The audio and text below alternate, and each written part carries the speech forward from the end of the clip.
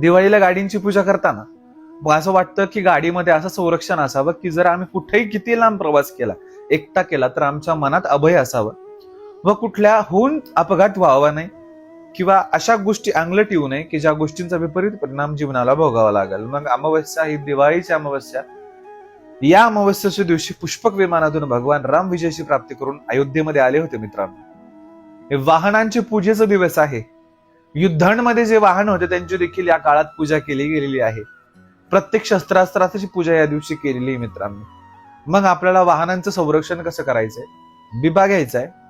त्याच सोबत आपल्याला त्या बिब्यामध्ये आपल्याला एक अखंड सुपारी जी आहे ती अखंड सुपारी एका लाल वस्त्रात सर्वप्रथम खाली बांधायची, त्याच्यावर बिबा बांधायचा, त्याच्यावरती एक कवडी बांधायची व त्यानंतर आपल्याला जे आहे त्याच्यावरती 7 ज्या मिरच्या आहेत त्या आपल्याला एकावर एक लावायच्या. त्यानंतर वरती एक लिंबू असावा. अशा पद्धतीने संरक्षणाची वस्तू कधीच आपल्याला चाकाजवळ किंवा टायर जवळ लावायची नाहीये. जिथं कुणाचा लात किंवा पाय लागणार नाही अशा फ्रंट बाजूला आपण मध्यभागी गाडीच्या या बोनटवरती आपण ही गोष्ट बांधू शकतो. हे एक संरक्षणाचं प्रतीक असतं.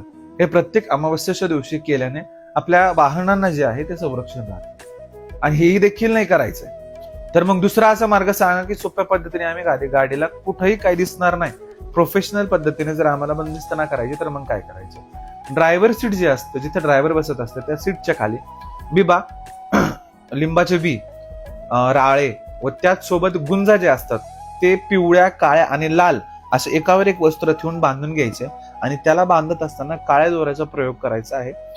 उलट्या बाजूने आपल्याला त्याला वेडे मारायचे आहे अमावस्येच्या दिवशी व धुपाची त्याला वास देऊन धुपावरती ठेवून धुपावरती भारून घ्यायचं आहे आणि काल भैरवाय नमःचा उच्चार करायचा आहे, ध्यानस्थ बसायचं आहे आणि आपलं सीट जे असतं बसण्याचं त्याच्या खाली आपण लावून देऊ शकतो. ओम काली जय भवानी.